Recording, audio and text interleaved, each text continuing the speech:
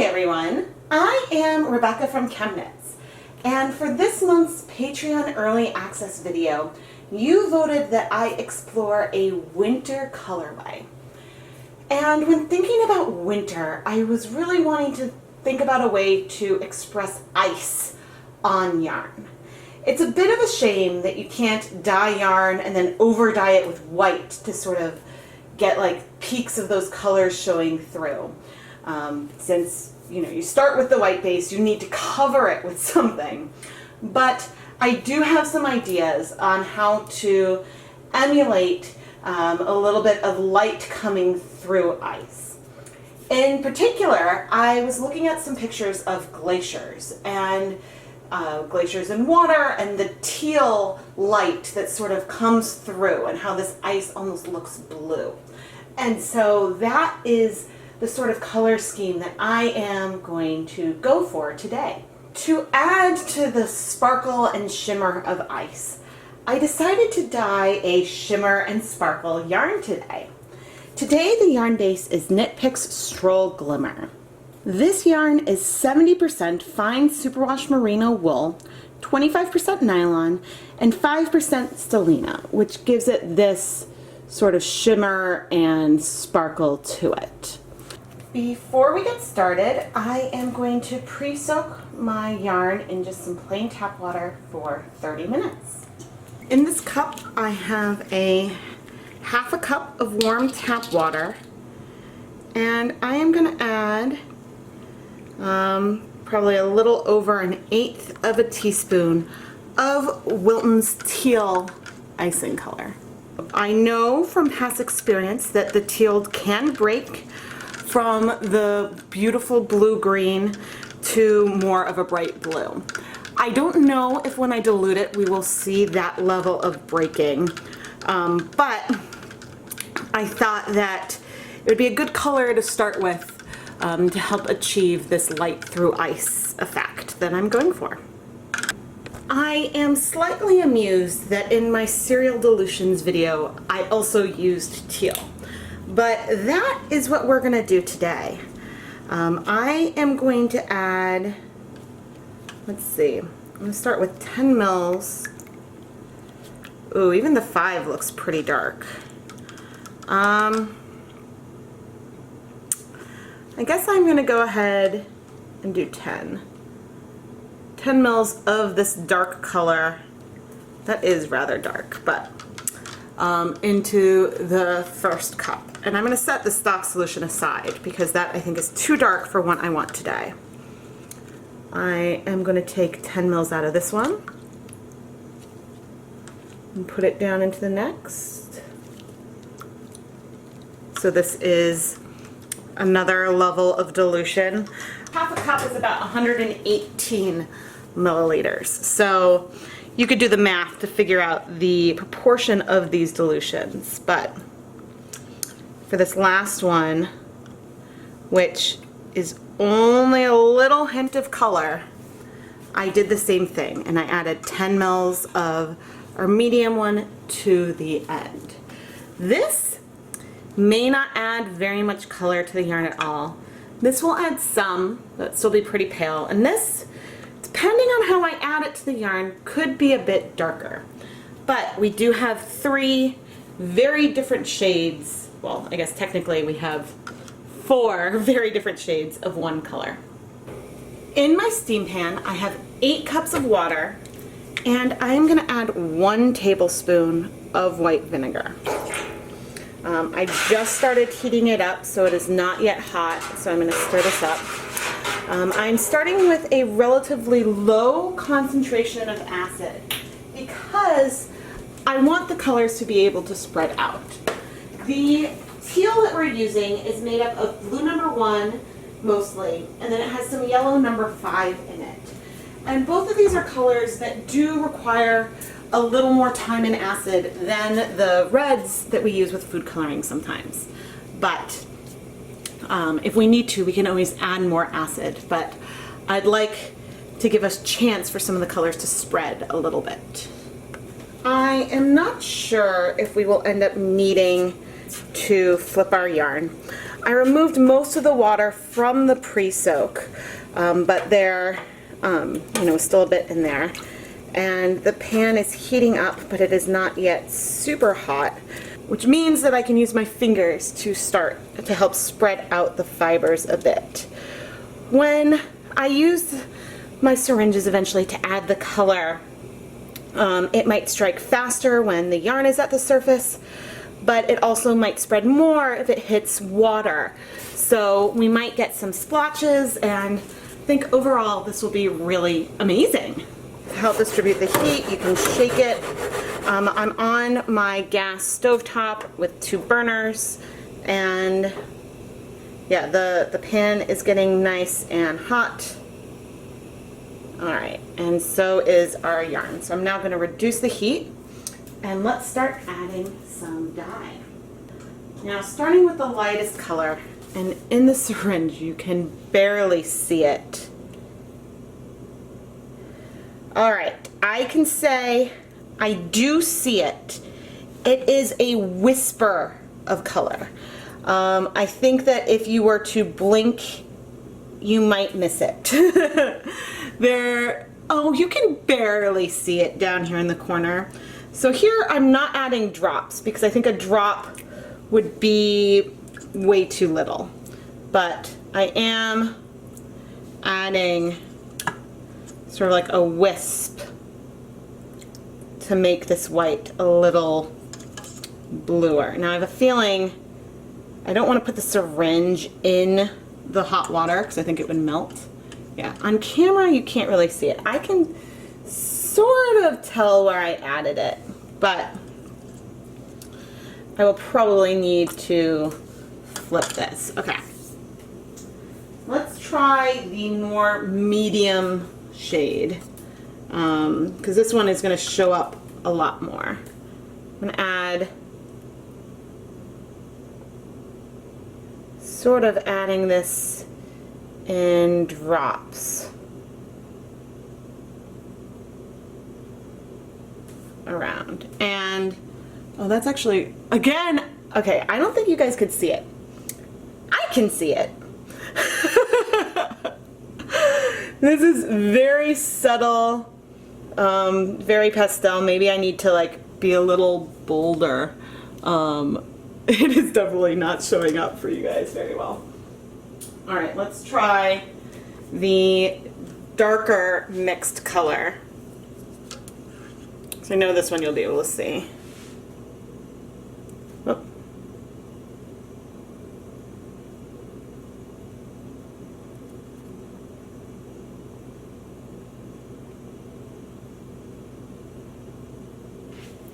So now you can start to see some color. It is still pale, but I might end up adding a little more of this to the next one. Yeah, if I don't go light, then it becomes a lot darker, but it is, from where I'm adding, it's spreading out pretty nicely. So I am actually a fan of that. And I guess if I need to, I can just do that shade over the whole thing. There is a reason to, oh, those are striking relatively fast actually. There's a reason to start light and work your way darker when you're doing something like this. And the big part of that reason is that you can always add more color, but you can't exactly add less. So I'm gonna go ahead and add another 10 mils of this darker color that you guys can see on camera to the medium one, to give it a little, see if we give it a little more oomph. There we go. And now I'm not doing drips, I'm doing more lines.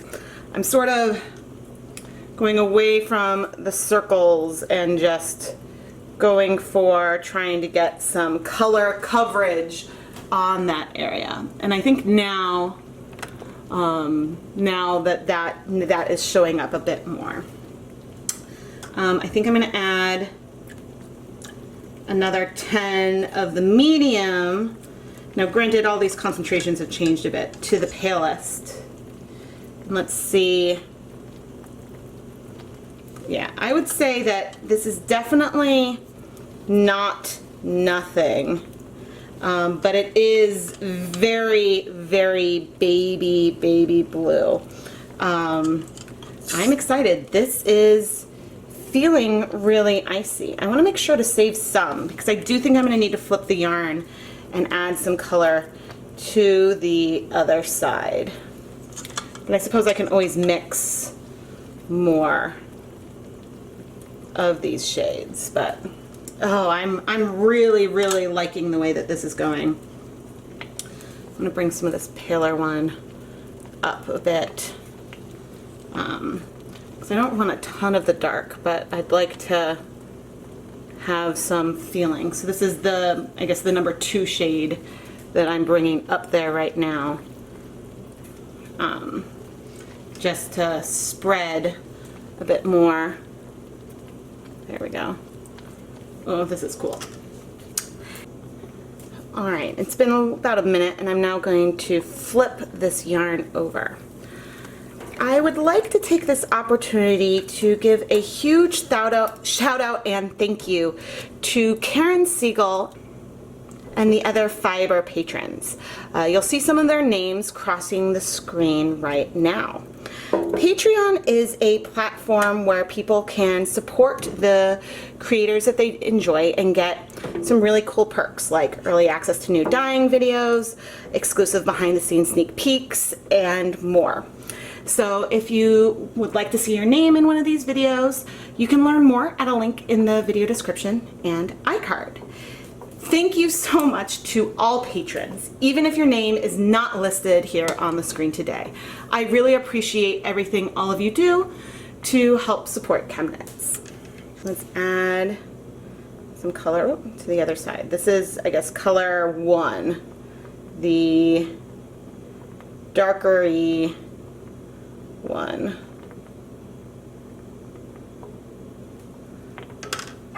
And here, so those colors are striking fairly quickly, but I want to bring that down.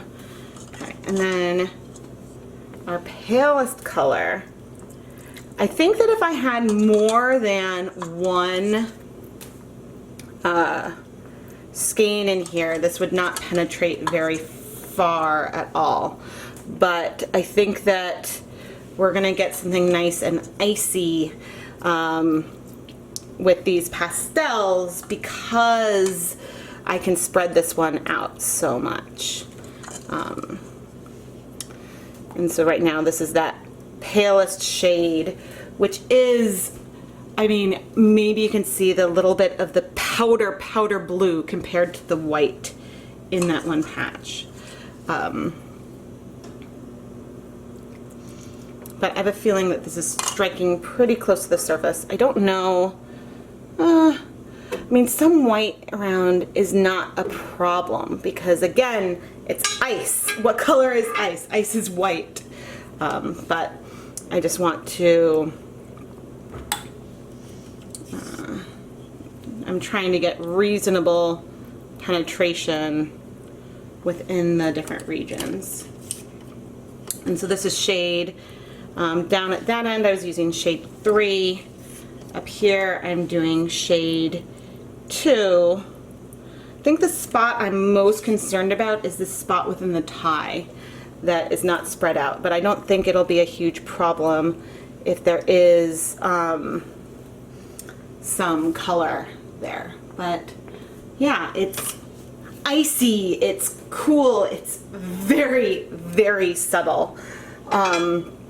I think I tend to go for brighter colors a lot, but yeah, even if I move this on these lines here, those are striking pretty quickly. And let's try, I'm gonna try shimming this down a little further.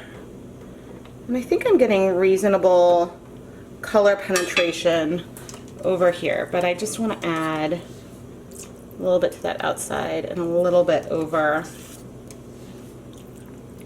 here. But again, I'm not minding there being like some whites in there.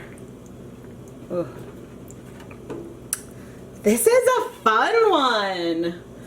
And I can't remember if it has come up yet in the videos, but if it hasn't, it'll be coming up soon. This is a nylon reusable zip tie, and I find it easier than a yarn tie to flip the yarn over because it is like sturdier, and so I can do that without hurting myself or anything. But I mean, I know our water is clear. I'm gonna turn off this this yarn and check it, and I think I'm really happy with what's going on.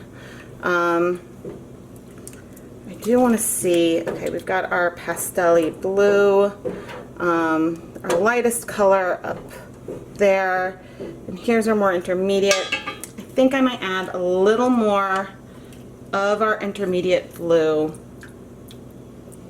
I mean, this is striking so shallow. There's so little dye.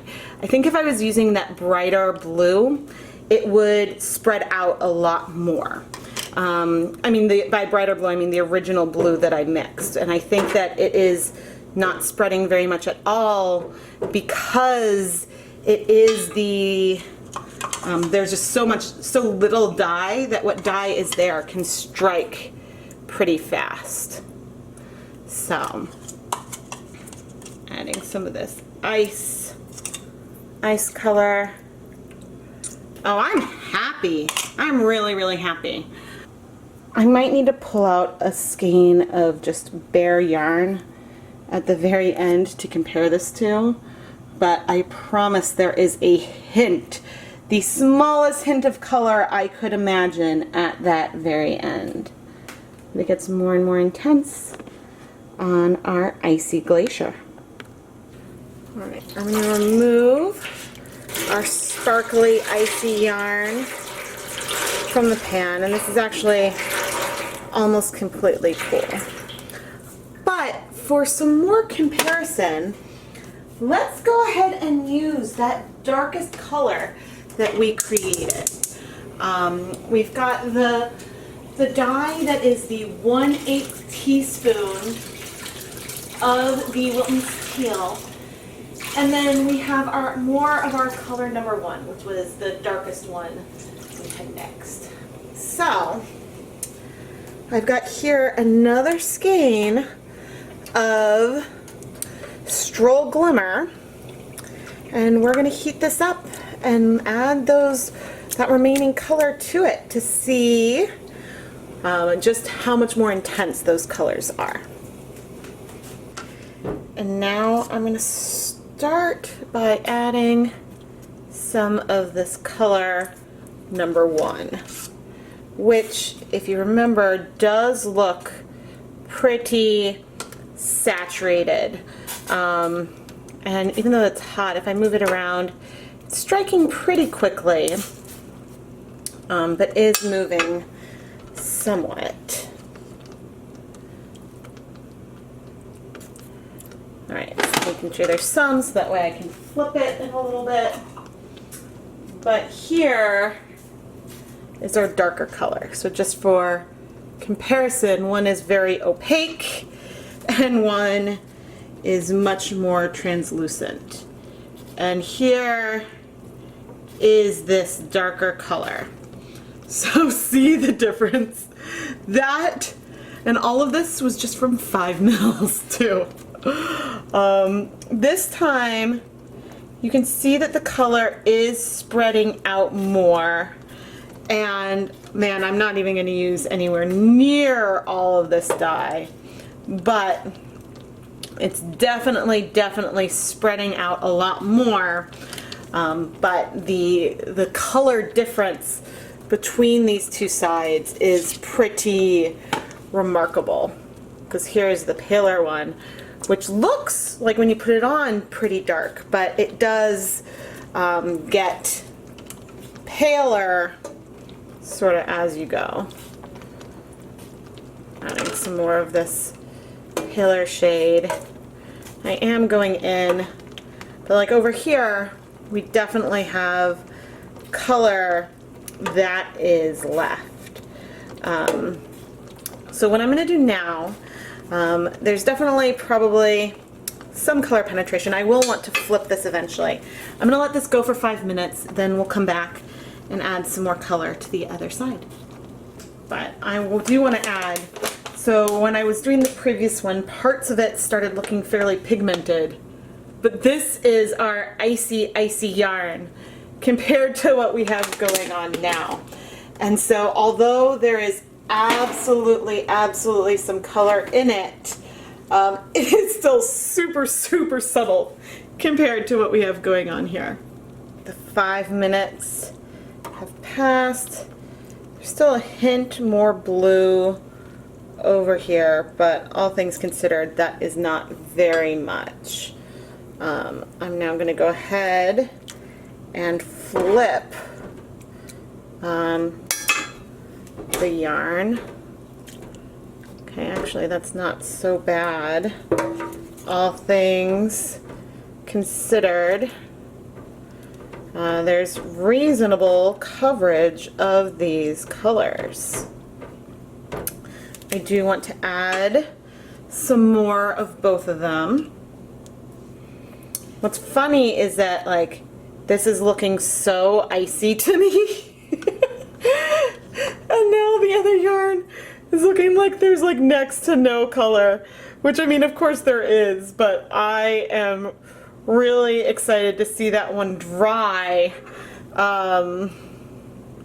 So then I'm really excited to see it dry so then we can compare it to our yarn. But I mean, my icy yarn. It's like, did I have a little too much restraint? I don't know. Either way, I am very excited for where this yarn is going. I can even shimmy that tie over to make sure. Again, I don't mind there being some white. It sort of fits with the whole flavor of what I have going on here. But I do want sort of checking the coverage. This is that lighter color that I'm adding on. There we go.